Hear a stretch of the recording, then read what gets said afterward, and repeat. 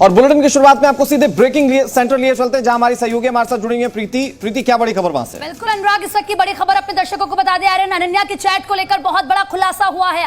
आर्यन खान की चैट बदलने के लिए हैकर को पैसे दिए गए। कंप्यूटर इंजीनियर मनीष लीलाधर ने खुलासा किया है, चैट हैक करके टैंपर करने को कहा गया। ये बात मनीष की तरफ से कही गई है। पूजा डडलानी की कॉल डिटेल भी निकालने को कहा गया। कंप्यूटर इंजीनियर मनीष लीलाधर ने मुंबई पुलिस कमिश्नर को पत्र लिखा है। 5 लाख रुपए देने की बात कही गई है। 10,000 टोकन मिला। तो देखिए, बहुत बड़ा खुलासा इस पूरे मामले में लगातार हो रहे हैं। और अब यहां पर किस तरीके से हैकर की मदद मांगी गई, दरअसल चैट को लेकर, जो आर्यन अनन्या की चैट है उसको लेकर यह जानकारी मिल रही है कि चैट बदलने के लिए हैकर को पैसे दिए गए। कंप्यूटर इंजीनियर मनीष ने यह खुलासा किया है।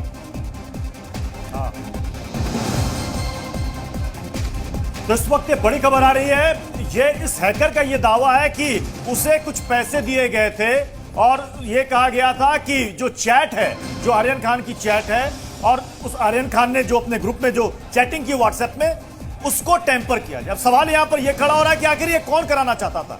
क्योंकि देखिए, शाहरुख खान के वकीलों की तरफ से कहा जा रहा है कि व्हाट्सएप को आधार बना करके आप इतने बड़े मामले को नहीं रख सकते कि व्हाट्सएप में जो बातचीत हुई थी वो भी 2018-2019 की बातचीत है, उसको आप आधार बना रहे हैं, वो इसका आधार ही नहीं है। सवाल यहां पर यह भी एक पॉइंट है कि आखिर कहीं ऐसा तो नहीं है कि आर्यन खान के जो ग्रुप में बातचीत हुई थी उसमें से उन चीजों को वहां से हटाने की तो कोशिश नहीं की गई जो सबूत बन सकते थे इस मामले में? यानी कि इस पूरे मामले में दोनों पहलुओं को, दोनों पक्षों को यहां पर देखना जरूरी होगा कि अगर टेम्परिंग की बात, अगर ये टेम्परिंग की बात सच है तो आखिर ये कौन कराना चाहता था टेम्परिंग? क्या आर्यन खान को फंसाने के लिए टेम्परिंग की जा रही थी, या फिर आर्यन खान को बचाने के लिए ये टेम्परिंग करवाई जा रही थी? और अगर ऐसा हो रहा था तो कौन कर रहा था? पूजा ददलानी, जो कि शाहरुख खान की मैनेजर है, इसके बारे में एनसीबी ने कोर्ट में बताया था कि शाहरुख खान की मैनेजर पूजा ददलानी इस मामले में गवाहों को प्रभावित करने की कोशिश कर रही है, सबूतों के साथ छेड़छाड़ की जा रही है। इसलिए हम बार बार कह रहे हैं कि आर्यन खान को जमानत नहीं मिलनी चाहिए। तो ये आपको दिखाते हैं कि मनीष ने क्या कुछ कहा है। देखिए, इस चैट को लेकर, टेम्परिंग को लेकर मनीष ने क्या कुछ कहा है वो आपको दिखाते हैं इस ग्राफिक्स के जरिए। तो रात को 10:30 बजे के करीब मुझे 2 आदमी मिले, जिसमें से एक का नाम था आलोक जैन और दूसरे का नाम था शैलेश चौधरी। ये दोनों ने मुझसे कहा कि आपके पास हमारा बहुत ही इम्पोर्टेंट काम है। और मैंने उनसे पूछा कि क्या इम्पोर्टेंट काम है, तो उन्होंने बताया कि उन्होंने मुझे 3 काम बताए। पहला जो काम था कि उनके पास कुछ 8-10 नंबर्स थे जिनके वो CDR निकालना चाहते थे, और उसमें से जब भी उन्होंने मुझे वो नंबर्स दिखाए तो उसमें से एक नंबर जो था वो पूजा ददलानी नाम से सेव था। सेकंड काम उन्होंने ये बताया कि उनके पास एक व्हाट्सएप चैट की बैकअप फाइल थी, उसको वो चाहते थे कि उसमें कुछ मॉडिफिकेशन या एडिट करके हम जो बोलेंगे वो उसमें एडिट करके उनको चाहिए थे। और वो जो व्हाट्सएप चैट के जो बैकअप फाइल थी, वो फाइल आर्यन खान चैट इस नाम से उनके पास सेव थी। और तीसरा काम उन्होंने ये बताया मुझे कि प्रभाकर सैल इस नाम से हमको एक फर्जी सिम कार्ड लेके दो। तो ये तीनों काम के लिए उन्होंने मुझे 5 लाख की ऑफर भी दी, प्लस 10,000 रुपये उन्होंने जबरदस्ती मेरे हाथ में भी रखे। पर लेकिन 6 अक्टूबर था, किसी को पता नहीं था प्रभाकर सैल कौन है क्या है, और मैंने भी उस चीज को ज्यादा एंटरटेन नहीं किया। लेकिन अभी 2 दिन से मैं देख रहा हूँ कि प्रभाकर सैल जैसे सामने आया तो मुझे ये क्लिक हुआ कि अगर ये काम मैंने नहीं किया है और ये अगर किसी और के पास अप्रोच हुए रहेंगे और उन्होंने अगर ये काम किया रहेगा, तो हो सकता है कि इससे प्रभाकर सैल का मतलब थ्रेट लेवल है वो बढ़ जाती है। और हमारे साथ खुद Manish Leeladhar, computer engineer, phone line पर जुड़ गए हैं। मनीष, आप ये जो बात सामने आ रही है कि चैट हैक करके उसको टैंपर करने की बात आपसे की गई थी, किन लोगों ने आपको अप्रोच किया था और कब की बात है ये? ये 6 अक्टूबर की बात है। और जो 2 लोग मेरे पास आए थे, एक का नाम था आलोक जैन और दूसरे का नाम था शैलेश चौधरी जी। तो वो आपके पास पहुंचे, क्या कुछ उन्होंने कहा? उन्होंने मुझे यही बताया कि आपके पास, मतलब आपके लायक हमारे पास काम है एक बहुत ही इम्पोर्टेंट। और मैंने उनसे पूछा कि क्या काम है, तो उन्होंने मुझे 3 काम बताए थे। पहला ये काम बताया कि उनको उनके पास कुछ नंबर्स थे, 8 से 10 नंबर्स थे कि उनको CDR रिपोर्ट चाहिए था। और जिसमें से उन्होंने बताते टाइम पे मुझे जो नंबर्स दिखाए उसमें से एक नंबर पूजा ददलानी नाम से सेव था। उसके बाद उन्होंने मुझे एक बैकअप व्हाट्सएप चैट की बैकअप फाइल बताई कि उसके अंदर वो चाहते थे कि मैं कुछ मॉडिफिकेशन करूं और वो मुझे कंटेंट देंगे, वो कंटेंट में इसके अंदर ऐड करूं। और वो जो बैकअप फाइल थी वो आर्यन खान चैट इस नाम से सेव थी। अच्छा मनीष ये बताइए कि जो आप कह रहे हैं कि ये कहा गया था कि मॉडिफाई करने के लिए उस चैट के बैकअप को कंटेंट भी आपको दिया गया था, वो क्या कंटेंट था? क्या कंटेंट डलवाना चाहते थे? नहीं दिया गया था, मुझे कंटेंट नहीं दिया गया था। हाँ, मुझे सिर्फ कहा गया था कि हम जो कंटेंट आपको देंगे वो कंटेंट इसके अंदर डालना है। अच्छा, तो क्या चाहते थे कि कुछ चीजों को चैट से हटा दिया जाए, उसमें इंक्लूड किया जाए? हाँ, इंक्लूड किया जाए या पूरा मॉडिफिकेशन चाहते थे वो चैट। और ये चैट बैकअप कब का था? 2018-19 का था या 2021 का था? हाँ सर, वो 2000 मतलब उतना ये मेरे को देखने के लिए टाइम नहीं मिला, लेकिन वो जो बैकअप फाइल जिस नाम से थी वो आर्यन खान चैट नाम से थी। आर्यन खान चैट, तो क्या ग्रुप चैट थी? उसमें अनन्या पांडे या बाकी किसी का और था उसमें नाम? कुछ बोल नहीं सकते सर, क्योंकि वो फाइल मैंने ओपन ही नहीं की कभी। अच्छा, आपने फाइल ओपन करके देखी नहीं कि उस चैट में था क्या? नहीं। अच्छा, आपने नाम लिया प्रभाकर सहल का। प्रभाकर सहल के बारे में क्या अप्रोच किया गया था आप लोगों से? सर देखिए, एक तो वो 6 तारीख की बात थी। हाँ। और 6 तारीख तक, मतलब 6 तारीख को कोई पूरे इंडिया में प्रभाकर सहल कौन है ये कोई नहीं जानता था। जी, हाँ। और मुझे ये कहा गया था कि प्रभाकर सहल के नाम से आपको एक फर्जी सिम कार्ड हमको लाके दीजिए। अच्छा, मतलब प्रभाकर सहल के नाम से जारी हुआ सिम कार्ड फर्जी तरीके से लाकर दीजिए। आपने पूछा नहीं कि ऐसा क्यों, क्या मतलब इससे? आप उससे पहले जानते थे प्रभाकर सहल कौन है? आप जानते थे उससे पहले? नहीं सर, मेरे को मालूम ही नहीं था प्रभाकर सहल कौन है करके। और ये तारीख क्या थी जब आपसे कांटेक्ट किया गया? 6 अक्टूबर। 6 अक्टूबर, हाँ जी। तो ये जरा बताइए हमें व्हाट्सएप चैट के बारे में कि आपको कितने रुपए की पेशकश की गई थी और कौन लोग थे वो? मुझे ये तीनों काम के लिए 5 लाख रुपए ऑफर किए गए थे।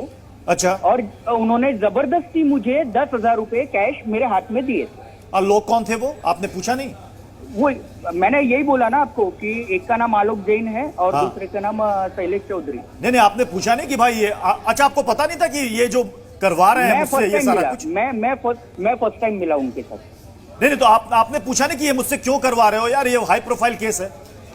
सर अभी मैं आपको बताता हूँ, 2016 के बाद से जब से मेरा नाम इस फील्ड में आया हुआ है, तो तब से सर सट्टे वाले, पत्ते वाले और IPL वाले, मतलब क्रिकेट बुकीज, ये सर मेरे को रेगुलरली सर कांटेक्ट करते हैं कि यार मैं हैकर है यार, कुछ तो भी ऑनलाइन करके दे।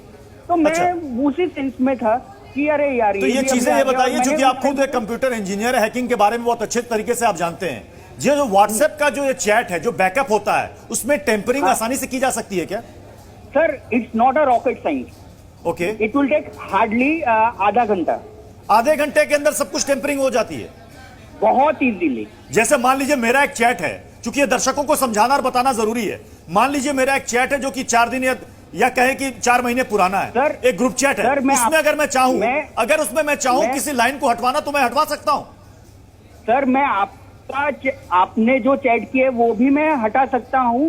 अच्छा। और आपके साथ मैं दीपिका पादुकोण को भी ऐड कर सकता हूं सर। अच्छा, मेरे साथ उस चैट में दीपिका पादुकोण को चैट में आप दिखा सकते हो?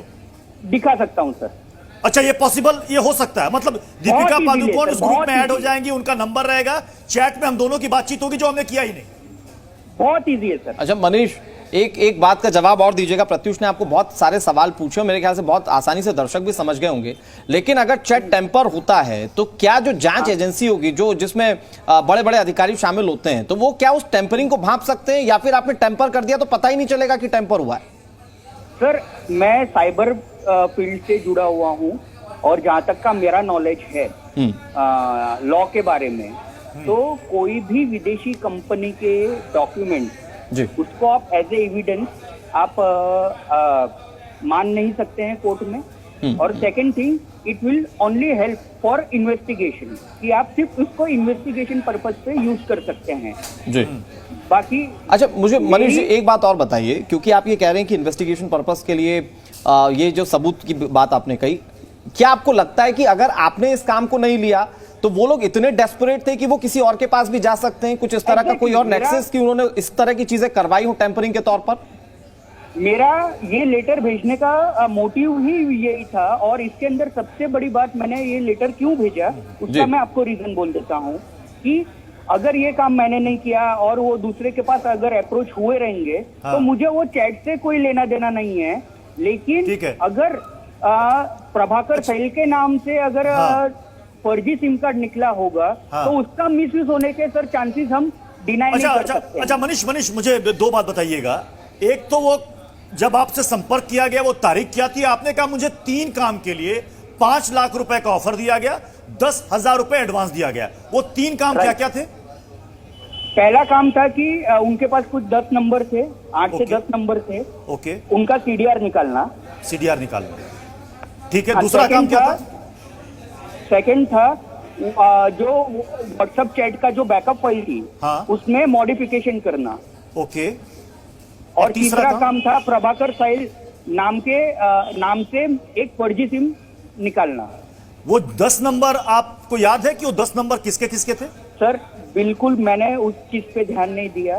सिर्फ मैंने स्क्रॉल करते हुए वो मुझे दिखा रहे थे कि इतने ही नंबर है, इनका सीडीआर निकालना है। और उसमें से एक नंबर पूजा ददलानी नाम से सेव था उनके पास। मतलब आप उस 10 नंबर से सिर्फ एक नंबर को नाम से ट्रेस कर पा रहे हैं, जो पूजा ददलानी। आपको पता है मनीष पूजा ददलानी कौन है? आप तो जानते होंगे। बिल्कुल पता है सर, बिल्कुल तो पता है। उस वक्त आपको नहीं लगा अचानक से कि अरे पूजा ददलानी का नंबर मेरे पास लेकर आ रहे हैं सीडीआर निकालने के लिए? सर मेरे पास एक्सपीरियंस इतने स्ट्रांग है कि ये केस तो कुछ भी नहीं है सर। ओके, तो आप कह रहे हैं क्रिकेट के जो बुकीज हैं, जो सट्टा लगाते हैं, वो सब भी आते हैं हैकिंग के लिए और बाकी सारी चीजों को? उनके पास अगर मेरा नंबर नहीं भी रहता ना सर, तो वो यहाँ पे जलगांव में पहुंचकर जो ठेले होते हैं उनको पूछ कर मेरे घर तक पहुंचते हैं सर लोग। अच्छा, ये किसके जरिए यहाँ पर आए थे आपके पास? ये दोनों आलोक, आपने एक का नाम बताया आलोक, और दूसरे का नाम क्या है एक बार फिर से बताएंगे मनीष? शैलेश चौधरी। शैलेश और आलोक, ये 2 लोग आए थे। आपने उनसे एक बार भी पूछा नहीं, या फिर आप लोग पूछते ही नहीं है, सिर्फ काम करके दे देते हैं, पूछते नहीं कि भाई क्यों करवा रहे हो, किसके लिए करवा रहे हो?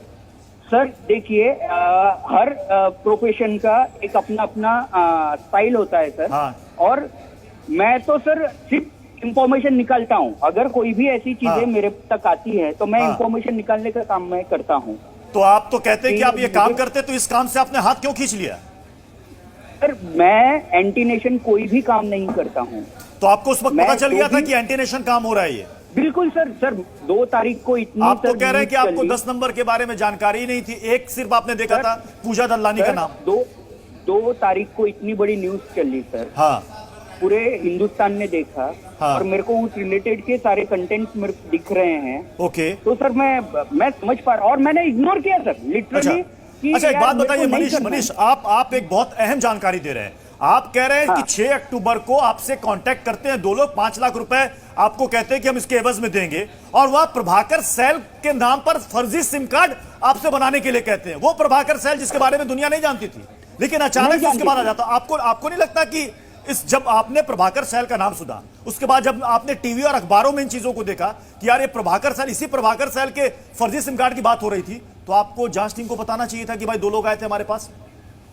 तो मैंने उसी चीज को ध्यान में रखते हुए मैंने ये लेटर भेजा। अच्छा, अब लेकिन मनीष 6 तारीख को उन्होंने आपको अप्रोच किया और आज आप 28 तारीख आप अब सामने आ रहे हैं, अब चिट्ठी लिख रहे हैं, बीच के जो 20-22 दिन को कहां रहे? प्रभाकर सैल अभी 3-4 दिन से आया, और मेरे को उसको मनसुख हिरेन नहीं बनना चाहिए। मेरा ये एम था। मुझे चैट से कोई लेना देना नहीं है, उसमें मॉडिफिकेशन हुआ होगा या नहीं हुआ होगा, उससे मेरे को कोई मॉडिफिकेशन से लेना देना नहीं है। लेकिन प्रभाकर सैल की लाइफ डेंजर में है, ये बताना मेरे लिए अहम चीज थी। और मैंने प्रभाकर सैल को अभी 3-4 दिन में देखा मैडम।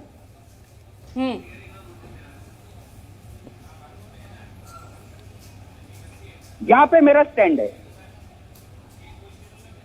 अच्छा मनीष, जो आप बातें कह रहे हैं आप जानते हैं बहुत गंभीर बातें हैं, और इससे जो जांच अब तक हुई है वो प्रभावित होगी। अब एक नया एंगल भी आ सकता है, तो आप जांच के लिए पूरी तरह से तैयार है? एनसीबी आपको बुलाएगी, ये सवाल जवाब होंगे जिस तरीके से प्रत्युष ने आपने सवाल पूछे? सर जो मैंने लेटर भेजे हैं मेरा जी वो मैंने मुंबई कमिश्नर को भेजा है, मैंने होम मिनिस्ट्री ऑफ महाराष्ट्र को भेजा है, मैंने सेंट्रल होम मिनिस्ट्री को भेजा है और मैंने एनसीबी को भेजा एविडेंटली है। आपसे पूछा जाएगा ना कि आपके पास एविडेंस क्या है, आपसे इस तरह का संपर्क किया गया, आपसे लोग मिलने आए, आपसे कैसे संपर्क किया गया, आपने काम कैसे किया, ये सारे सवाल होंगे। तो आप इन बिल्कुल, चीजों के लिए सर, तैयार मैं हैं? मैं बिल्कुल आधी रात को मैं मेरी इंक्वायरी के लिए रेडी हूँ, कभी भी जवाब देने के लिए मैं आ सकता हूँ। तो अब आपने कहा कि आपको प्रभाकर सेल के बारे में पता चला, तो उसके बाद आपने एकदम अचानक संज्ञान लिया इस बात की कि इस पूरे मामले में कुछ न कुछ एक ऐसा एंगल हो सकता है जिससे लेकर आपसे संपर्क किया गया है। उसे कैसे डिस्क्राइब कीजिएगा आप? और क्योंकि मैंने आपसे ये सवाल पहले भी पूछा कि क्या जो टेम्पर होता है, क्या इस तरह की टेम्परिंग की कोशिश हो चुकी होगी? जो लोग आपके पास आए होंगे, अगर आपने डिनाई कर दिया तो जाहिर तौर पर वो दूसरे लोगों के पास गए होंगे, दूसरे के पास अप्रोच हुए ही होंगे सर। तो ऐसा क्या मतलब टेम्पर होता है जिससे कि जांच एजेंसी ये पता ना कर पाए कि उन चैट्स में टेम्पर हुआ है, या ऐसी कोई लीड्स मिल सकती है कि अगर टेम्पर हुआ है चैट तो उसके बारे में जांच एजेंसी को पता चल सके? ऐसा कुछ होता है? आप टेक्निकली ज्यादा जानते होंगे सर।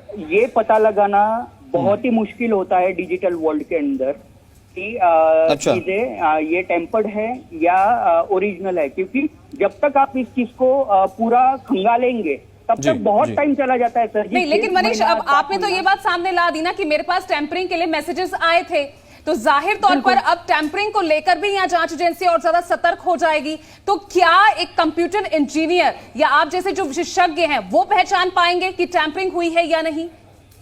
मैडम, पहचानना मुश्किल है लेकिन करना बहुत इजी है। तो क्या ये मुझे बताइए ना मनीष जी, ये होता है क्या कि अगर व्हाट्सएप चैट, क्योंकि अभी देखिए ना कि मौजूदा केस में जो एनसीबी बेल नहीं देने के लिए कह रही है वो यही कह रही है कि इनके चैट्स में ये पता चला है और अगर ये लोग बाहर निकले तो जांच को प्रभावित कर सकते हैं, यही बातें कही जा रही है बेल ना देने को लेकर एनसीबी की ओर से। तो ये जो जांचें हुई हैं और जो अभी तक चीजें निकलकर सामने आई हैं, ये ऐसा तो नहीं कि पहले से ही सारी चीजें प्लान हो चुकी हों? सर, मैं मेरा एक व्यू आपके सामने रखना चाहता हूँ। अब तक जो मुझे ये केस समझ में आया है ना, तो वो मैं समझता हूँ कि 80% ये केस फैब्रिकेटेड है।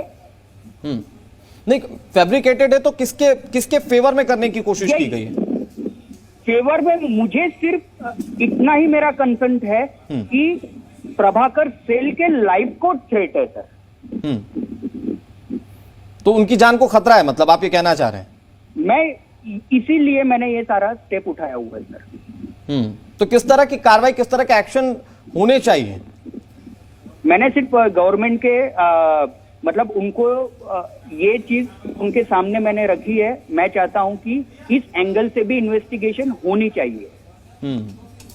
अच्छा मनीष, आपने कहा कि व्हाट्सएप चैट को टेम्पर किया जा सकता है, कुछ चीजें उसमें से हटाई जा सकती हैं, कुछ को इंक्लूड किया जा सकता है, उस ग्रुप चैट में कुछ नंबर भी इंक्लूड किया जा सकते हैं। आपने कहा, मुझसे कहा गया था कि फर्जी सिम कार्ड प्रभाकर सेल के नाम से आप बनाओ, मुझसे कहा गया था सीडीआर निकाल के दो। तो इसका मतलब क्या सीडीआर में भी कुछ लोगों के फर्जी नंबर से, उनके नाम पर जारी फर्जी नंबर से आप सीडीआर में भी रिकॉर्ड दिखा सकते हो?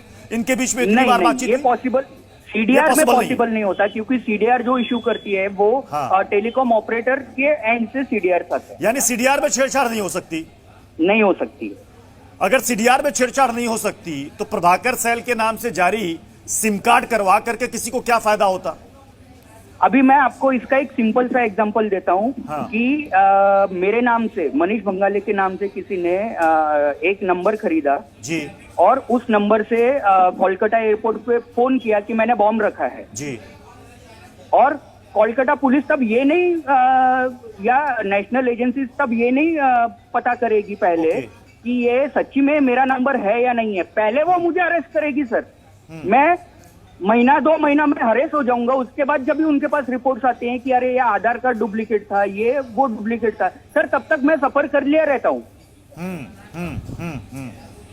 तो उनके नाम पर, प्रभाकर के नाम पर सिम कार्ड अगर जारी होता तो उससे फायदा किसको होता? आप तो कह रहे हैं कि आप पूरे केस को देख रहे हैं और समझ रहे हैं। सर अभी तक जो मुझे लग रहा है कि ये सारी चीजों का जो फायदा या जो जिसको भी बेनिफिट होगा सर इसके पीछे जो फाइनेंशियल ट्रांजैक्शन की बातें आ रही हैं, हाँ। तो मैं अपना स्टैंड रखना चाहता हूँ। क्या सुना आपने फाइनेंशियल ट्रांजैक्शन के बारे में, जो प्रभाकर जो सर सर ने अभी आरोप चल लगाए रहा है। वो?